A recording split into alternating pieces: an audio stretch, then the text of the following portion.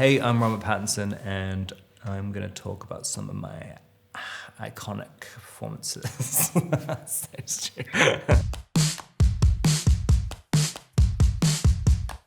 Harry Potter and the Goblet of Fire. Cedric Diggory, the head of the Hufflepuff clan, and he's the first death in Harry Potter, which is my claim to fame.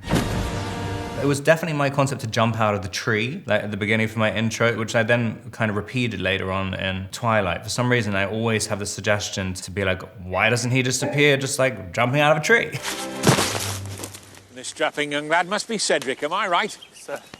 I'd sort of fallen into it. I mean, it was so terrifying. I remember the first scene I ever shot on that was in the magical maze at the end, and I'd never done anything with special effects and stunts, and it was a big deal at the time. It felt like very, very intimidating. I think I'd read a book on method acting. The only thing I really got out of that was just beating yourself up before every single scene. That was basically my only concept of how to prepare for a scene. I was psyching myself up as if I was getting into a fight or something before these scenes, and just screaming into a pillow and like fighting, punching myself and like kind of ripping my clothing and stuff. But I had all these prosthetic wounds on, and all of the prosthetics would melt off my face, and I'd have to have all my makeup done again. But I had no concept of how to kind of get into a psyched up physical state. I remember holding a wand and thinking that it felt so dorky to hold it like a magic wand, so I'm holding it like a gun with two hands, thinking I'm in like a Die Hard movie. I think I even have one eye closed when I'm like looking down, like it's got a viewfinder on it. I spent a lot of time living off the Harry Potter money. I moved to an apartment in Soho in London. I really thought I was going to do music at that point. I don't know where I had the kind of belief in that, because there was absolutely no one saying that there's a kind of music career on the table. But I was doing a lot of gigs all the time. I was just constantly doing open mics all the time. And then I ran out of money, basically. It was definitely going the wrong direction in terms of a career up until Twilight. I'd started to develop this absolute terror of auditions, which I'm sure a lot of actors have. And I'd kind of could be so enthusiastic about something, and then the day of the audition, just my confidence would just entirely collapse. The same thing happened the morning of the Twilight audition. I used to live on my agent's couch at the time in her apartment, and she sent me the email exchange. It was like, I'm freaking out, I don't want to go to the audition anymore. And then underneath it's saying, well, find a Valium in my bathroom. I'd never taken a Valium before. I just remember just feeling so glorious in the back of the taxi with the window open and just being like, wow, this is what I've been missing. And so I think I had this sort of quite spacey, detached kind of thing in the audition, which must have kind of worked for the character. That's Edward Cullen. I do think there's something in that first movie. You can see that people were taking it seriously, and it kind of has it has a passion to it. Everything about me invites you in. My voice, my face, even my smell. You know, I was 21 and kind of wanted to make it as arty as possible. And so we had this strange tension where the studio was kind of a little bit scared to make things a little bit too emo and stuff. And I thought that was the only way to play it. It just seems so ridiculous talking about it now, because I was literally I spent so much time just infuriated. Like it's definitely something about being 21 as well, because I can't believe like the way I was acting is half the time, like when I think back on it. The scene when Edward introduces Bella to his family the first time, I remember that being the day, because my agent, my manager, like came up as a surprise visit, and I was like, oh hey, and just thought everything was fine. And then at lunch, they were like, okay, so whatever you're doing right now, you need, after lunch, just do the opposite, or you'll be fired by the end of the day. And I was like, okay. And so that was the only thing that got me to sort of smile a little bit. You're like my own personal brand of heroin. I also think that if I tried to play it lighthearted, the way I would do it would end up looking so wrong, like that I'd probably end up looking even more like a psychopath. There was this big, like tons of people signing this petition to have me not cast, but nothing about my life really changed until the weekend or maybe like a week before the movie came out. So when the signatures came, it just felt such an abstract, like I just didn't really care. And I was very excited about doing the movie. But yeah, then when it came out, it just changed everything so fast. I mean, it was overnight. The Batman, that was no hesitation, yes. Even my agents and stuff just thought like, oh, this is interesting. I mean, I thought you only wanted to play like just total freaks all the time. Like, he is a freak, this is another freak. You look for things that kind of scare you, look for things that feel incredibly out of reach. It's such the kind of the jewel in the crown of characters. You know, you really could be doing more for this city. Your family has a history of philanthropy, but as far as I can tell, you're not doing anything. It's just a totally different vibe. I mean, it's sad. It's something which I always thought about Batman. I thought it's really, really sad. It's a tragedy. That's one of the reasons it feels kind of different, because it's like it's year 2, we're not gonna do the origin story again. Instead of him getting over his parents dying at the beginning and then just becoming Batman and saving Gotham, now he really hasn't gotten over them at all. And it's kind of, and I'm playing the parents' death constantly throughout the whole time. Riddler's latest, it's all about the Waynes. If we don't stand up, no one will. I always like approaching the kind of major character like that, and if you look at it very literally or like from an emotional context, it does end up becoming kind of something kind of strange, and it's always kind of shocks you what comes out of it. I mean, I didn't really realize how sad it would make me feel. There's something about his relationship with Selena Kyle as well, and it's very present in the graphic novels. I mean, I think a lot of those writers really touched on that. There's ways to reinterpret that character. I mean, an infinite number of ways. This is the maybe 9th or 10th Batman movie, and it does feel incredibly different. It's funny, I was talking to other actors who are in the movie, and everyone else said like, no, and even Matt was saying like, don't watch the other ones, don't watch any of the other movies, don't be thinking about that kind of stuff too much. But I was like, I've already seen all the other movies, and they're incredibly familiar to me. And I like all the other movies. It's not like you're trying to rescue like a dead character. I mean, they're all like really, really good portrayals. And I kind of really watched a lot of them on the run up to it to just see where's a gap in something that hasn't really been explored yet. I think it's also really fun as well doing that, because it's like every single person who's played Batman is a pretty heavyweight actor, and they all had great interpretations of it, and very, very different. So it was fun watching them all. I definitely don't have a favorite. No. I mean, I think Christian Bale did like just such a, I mean, it's so kind of iconic, like the voice that he was doing in it. But it's almost impossible to not do that. Where were the other drugs going? I don't know. I swear to God. Swear to me! It's really hard to get into a artificially lower register. I mean, and to do it a long time, because I mean, there's a lot of scenes in this as well where you're kind of long dialogue scenes as Batman, which is quite unique out of a lot of the other movies in the series, and trying to kind of stay really, really low and have kind of nuance in the lines and stuff. I mean, it's really hard. It's really, really hard. When that light hits the sky, it's not just a call.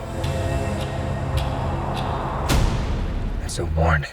I think I was doing vocal exercises without actually knowing they were vocal exercises. I think your larynx or something just got strengthened when I was doing the movie. When I was doing ADR for it, I mean, I couldn't even do the voice again. I mean, I had to it had completely reverted back to normal. Who are you under there?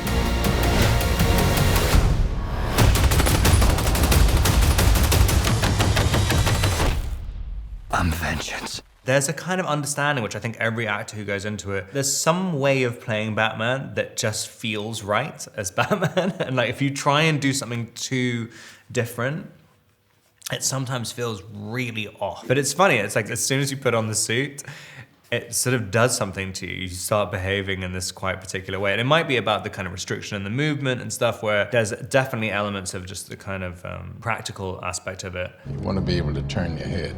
Sure, we're backing out of the driveway easier. You don't know how you're gonna feel until you put on the suit. And then just because this suit was a little bit more articulated, because I'd done the audition in, I think it was George Clooney's one, and it was incredibly difficult to move in. Well, I'm totally over, all right? Positively. Me too, definitely. You had to choose the suit by the size of your head, and I think my head was the closest to Clooney's head.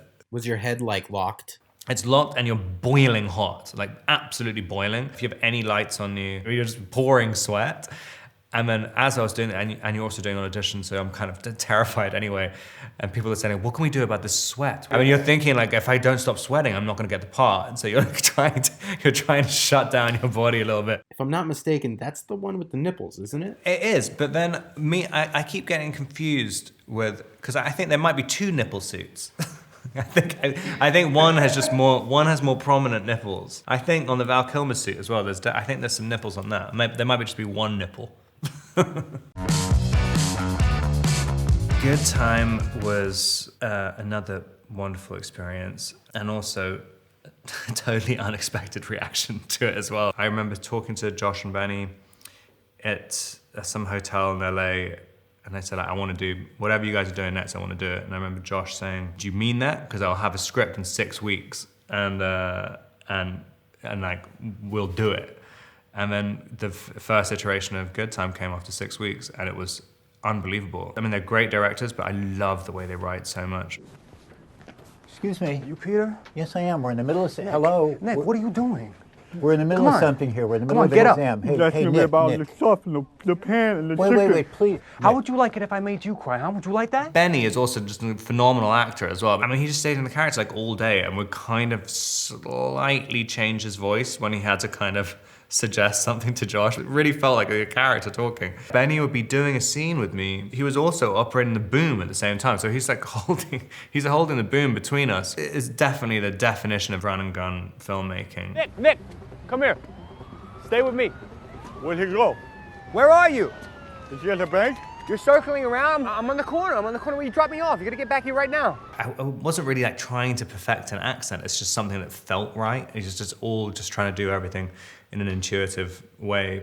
And it's weird because it does sound like a Queen's, specific Queen's accent, but it was kind of, I wasn't really doing it in a very academic way. It was much more just feeling your way through it, I think. Well, there's two lines that was probably my two favorite lines I think I've ever said in a movie, which was, the one was when I was saying to Leah, Don't be confused. It's just gonna make it worse for me. I don't know anyone else apart from Josh who would ever come up with that line. And then the line, I'm talking about the kind of metaphysical connection with Talia, and then at the end of it just undercuts it, saying like, all right, I'm just gonna take a shit in that guy's house. Okay, I'm gonna go and take a shit in that guy's house. I'm gonna try the hospital again in a minute. Just wait here for me, okay? It's just a very, very specific feeling, which the only other person I've ever seen that in a script with is The Lighthouse, with Robert Eggers. The Lighthouse, I play a character called Thomas Winslow. No, that's not even his name. Jesus fucking Christ. Thomas Howard. Yeah, he's a little bit confused about his identity. He's a little bit Ephraim Winslow and Thomas Howard. I loved The Witch, Robert's previous movie. I really wanted to find something with him. I thought he's a very, very special director. I had such a good time on Good Time, and I wanted to swing wildly the other direction, but I wanted everything to be strange. And I kind of said to Robert, I only want to do strange things. And Robert came back with The Lighthouse and said, if this isn't strange enough for you, then I don't think I'm capable of anything stranger than this.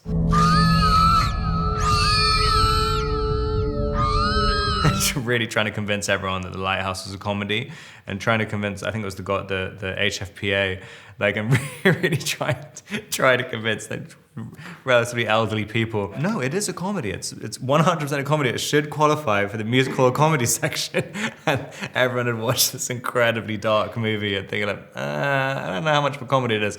But then I see the audiences watching it, and people people laugh so much more than I ever would have thought. I mean, I thought it was hilarious when I read the script. But yeah, I'm always quite stunned about the reaction to it. And also how much people like sea shanties. I mean, I had absolutely no idea. I remember seeing the first screening and everyone's like bobbing their heads like they're at a concert whenever a sea shanty came on. I'm like, wow, like how did Eggers know that was going to be a trend? And 2018. I mean, it's like, that is out of the blue.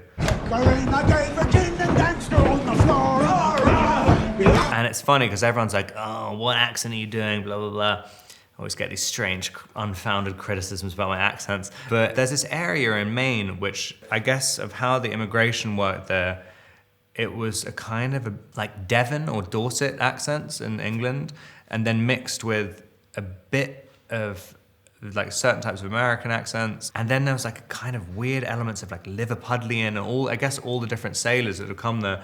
But you kind of listen to this really tiny area in Maine, and it's been the same accent for hundreds of years, and it doesn't sound anything like a normal American accent. But it's very, very fun. It's also very addictive to do. A lot of the crew started speaking, being like, "Thank you," and like all these different things. I don't have to say nothing. Danny! Let Neptune strike ye dead, Winslow! Eggers said, when I asked him how the movie was, he said like, well, it's basically Willem going, arr, arr, arr, arr, and you going like, ong, ong, ong, ong, ong, ong. And I'm like, oh, great, sounds great. Only when he, crowned in cockle shells, his coral-tined trident screeches banshee-like in the tempest, and plunges right through your gullet. It was absolutely great working with Willem. We rehearsed for about a week before we started shooting, and he has so much energy. It's just unreal. It's like almost like working with like a 6-year-old. Like kind of, they just have kind of, there's nothing that fatigues him. And so I was kind of a little bit terrified at the beginning because he would literally, we'd rehearse the entire movie, and then the second we got to the end, he's like, again! And I just start doing it again, and his energy hadn't even been dented. He's the best. What? What? The scene where we're saying what to each other, just going what.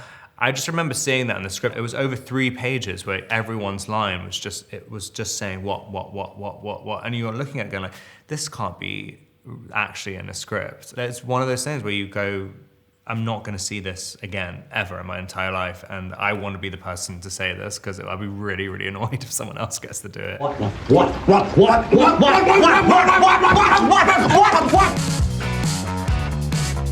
Tenet.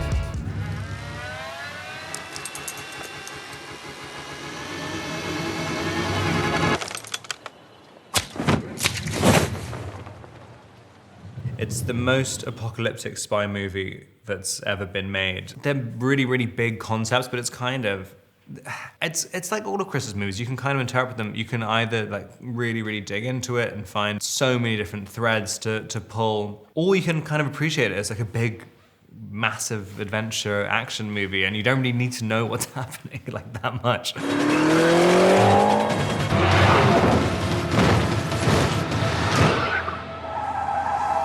It's so complicated to make the story work. You just thought it's so insane this is even happening. I mean, we're in Estonia. They'd made a car where they'd switched the engine rather. There was a driver driving it with the back wheels at the front for him, and me and John David are pretending to drive it backwards, but with about 700 cars all driving in reverse around us. I mean, it was like one of the most exciting theme park rides you've ever been on in your life, and then you're trying to do a scene at the same time. I mean, it was. I don't think they're going to be making movies like that ever again. Cosmopolis. Any special reason we're in the car instead of the office? What makes you think we're in the car instead of the office? Cosmopolis is about a 28-year-old asset manager called Eric Packer. He gets a kind of obscure death threat, and he starts to kind of intentionally unravel his own life. I remember doing it and thinking, the audience I want for this is for someone in 10 years' time to be watching TV at 3 o'clock in the morning, and this comes on, and then you have no idea if you're asleep or not. This is loss of faith. It will force the yuan to drop. Dollar will settle up. The yuan will drop. Where's Chin? Working on visual patterns. We were shooting inside a limo that was the same size as a normal limo. It was kind of, the camera's on a techno crane. I've never done a movie like it where you're doing the entire movie inside like a kind of vocal recording booth almost. Like it was very, very strange. And it just got to the point by the end of the shoot, I'd never even left the limo. I just stayed in it all day. I love that movie. I've seen it so many times, and I think it's really, I think it's one of my favorite things I've ever done. Highlight. Realize nothing is ever gonna go inside us. Break the laws of nature. You'll pay for it. Claire Denis, who directed that, is just one of my favorite people in the entire world. If anyone can experience what it's like to do a Claire Denis movie, I would definitely say you have to do it. I mean, it's completely different to anything else. You just suddenly realize you can approach filmmaking and acting in totally different ways every single movie. And directors like that really allow you the freedom to do it.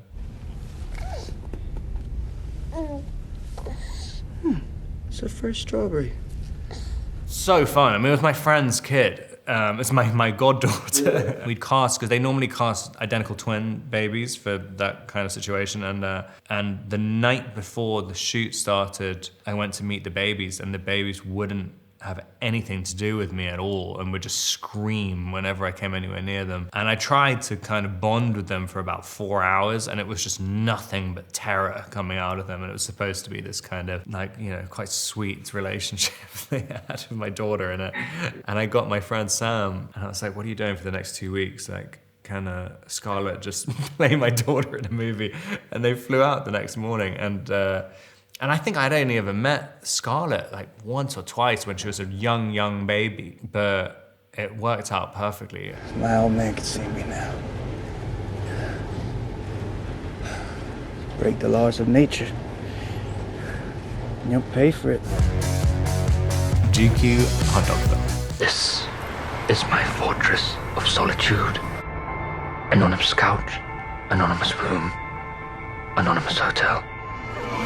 A quadret of trolls. Classic performances. I love that thing. I think it's really funny. That's like, I think that was the entire thing from conception to completion was about an hour and a half. Like just, or maybe 2 hours at the max. I remember my manager saying after, like, you should do a TV series of this. I'm like, of what?